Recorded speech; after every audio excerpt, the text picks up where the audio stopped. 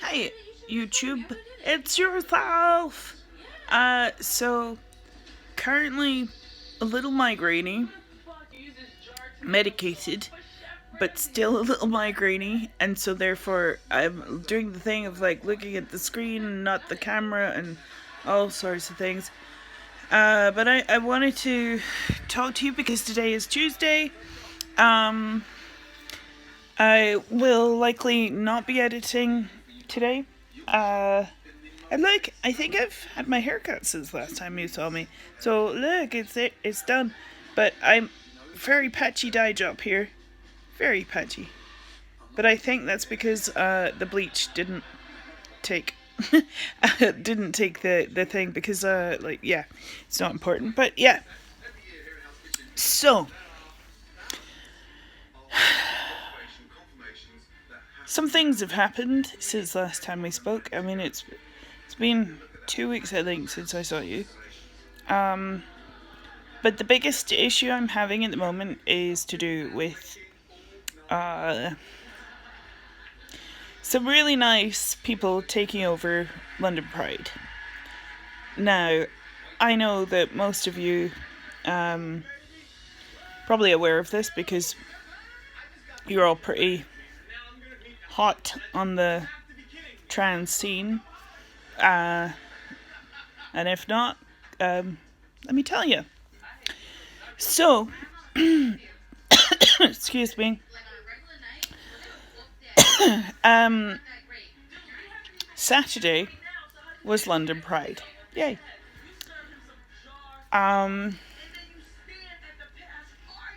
What happened was, again, sorry if I'm really slow in my speech head, but what happened was a bunch of you see, a bunch of lesbians took over the front of Pride under the name of kind of the sort of being pro lesbian, etc. But instead, it sort of they're TERFs basically. Now TERFs, if you don't know the term, some of you don't, as I discovered recently when I've been talking about it to people, TERFs are trans exclusionary radical feminists. Cannot get my tongue around that. And basically those are people who don't believe that I'm really sorry if this is triggering for any of you, by the way, because I'm aware that some of the language that I'm about to use may well be, so just, I'm so sorry. But they don't believe that trans women are women.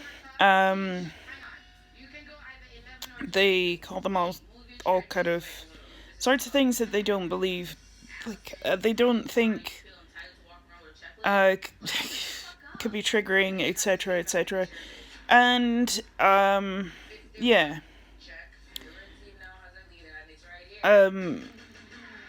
including using terms like, I think I've discussed them before, but using terms like in the gender debate, like penis and all sorts of things.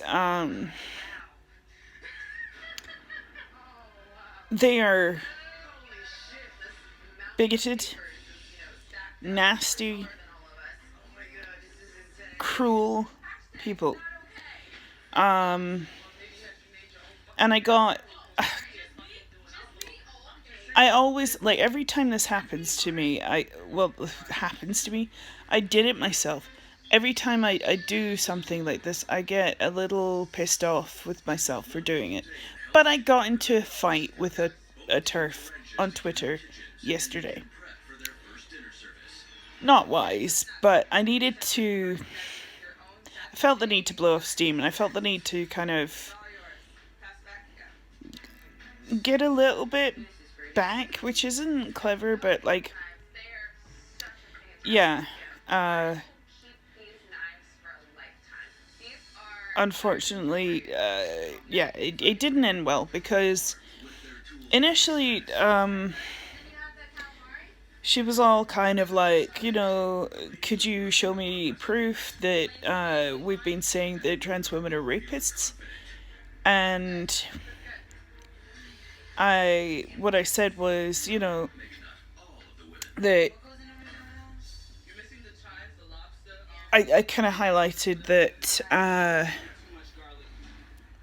there had been comments made that trans women pressurize lesbians into having sex. They don't. Well, I mean, they might do, but from what I've seen and heard, there's a difference between what these people think of pressurizing and what I think of pressurizing.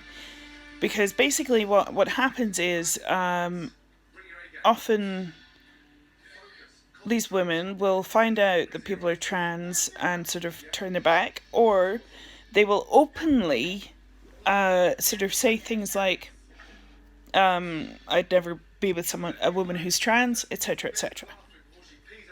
Now, I don't have an issue with your preferences. Like, we all have our preferences. Like, for instance, I tend to prefer women, but sometimes I am attracted to a whole sort of bunch of people on the spectrum. But generally, it's either women or sort of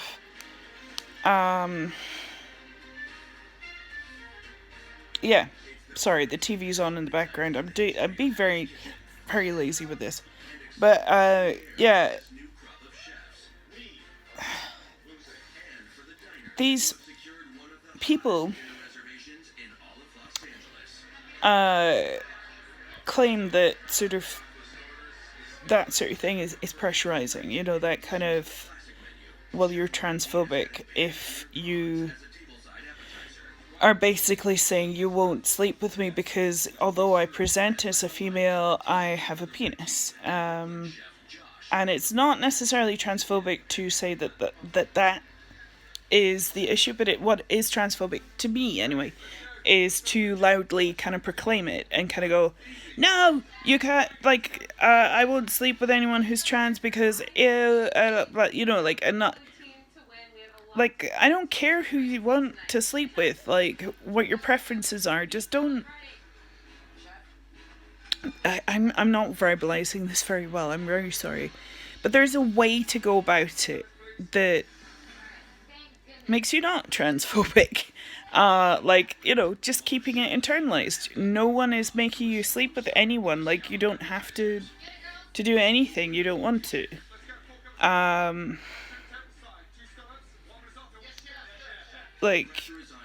You can, yeah. It baffles me when people sort of think that it's okay to sort of go, yeah. Anyway. I mean, I think at some point, sort of when I was younger, I probably naively said, oh, I'm not attracted to people with penises. At some point. Put my hands up and admit that, it happens. But generally, now, I'm very much aware that there's a difference, and what I'm actually doing is basically sort of reducing someone to their genitals. That's belittling and kind of, yeah.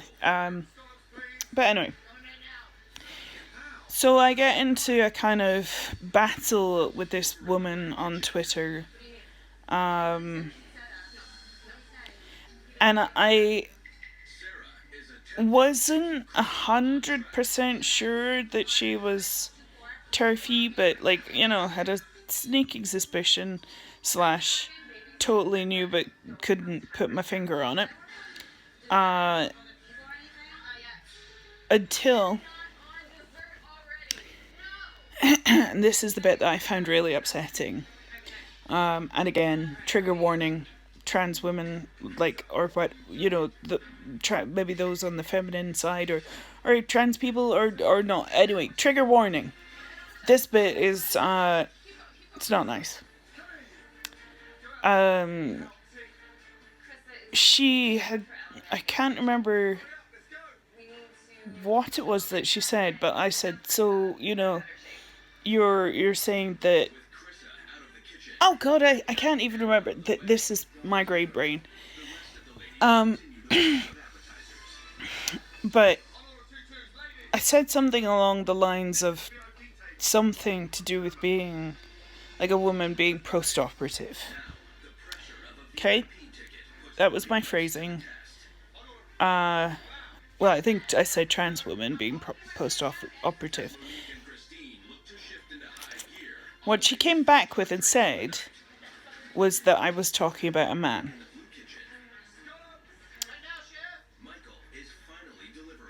And then proceeded to accuse my friend of being homophobic and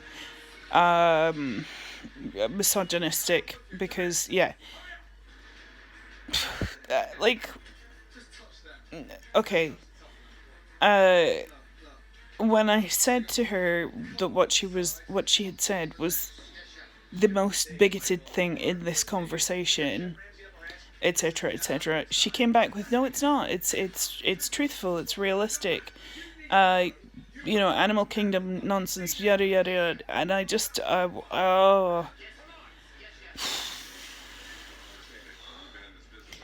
think at that point I said something along the lines of,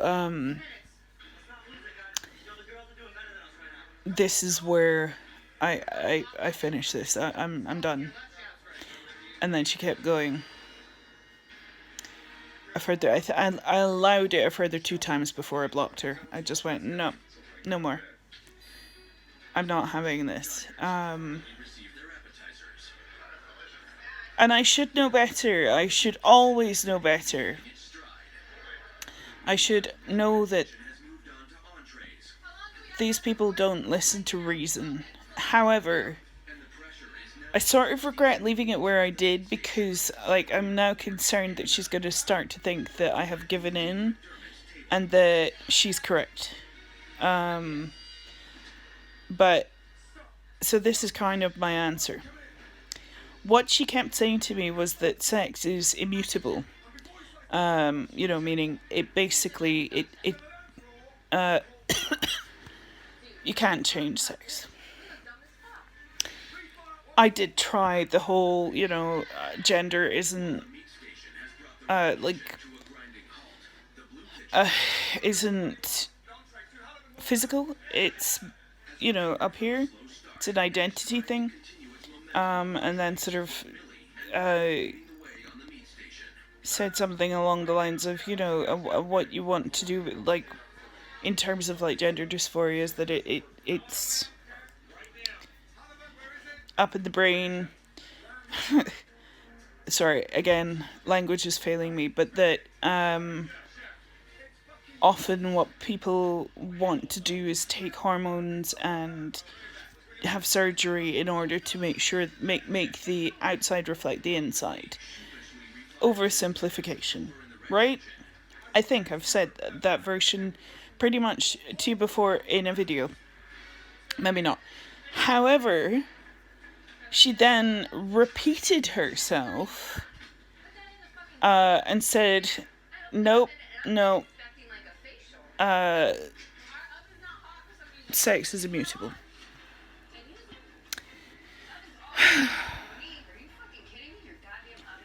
I did, like, even if you do look at the animal kingdom, frogs, you've got frogs who are amphibious. I think seahorses, various creatures change their sex when it's needed, when they're kind of, they're herd, if you like. It's not herd, but like, group of creatures needs it, because that's the way they work. But I knew that she would come back with something like, we're not amphibians. I mean, truthfully, you, yeah, you can't change what you're born with, but you can at the same time. You can have it removed. You can have it sort of inverted and all sorts of things. You can have things changed, like, but she wasn't willing to sort of see how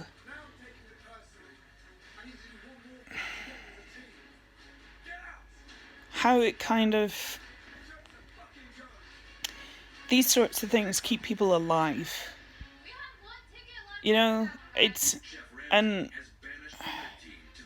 by calling people a man, or by referring to them as their bodily parts, and talking about their bodily parts is triggering. And I said, like, you're deliberately using language that is upsetting. That is what makes you a bigot. Like, this is wrong. And that, believing that these people are sort of kind of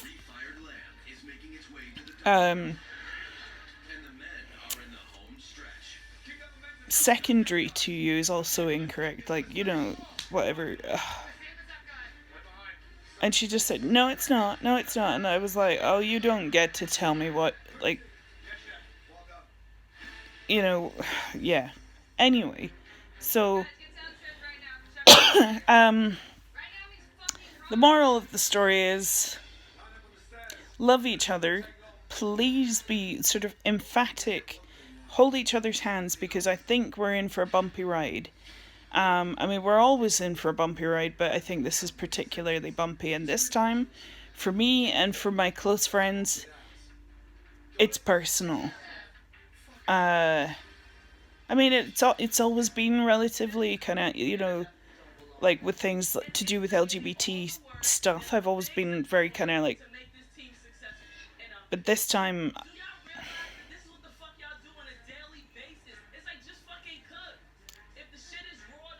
it's so much harder, and it's so much closer, and I will not sit back. I'll be there fighting. I'll be there walking in the front lines. I'll be doing my thing and, helping out where I can. So, yeah.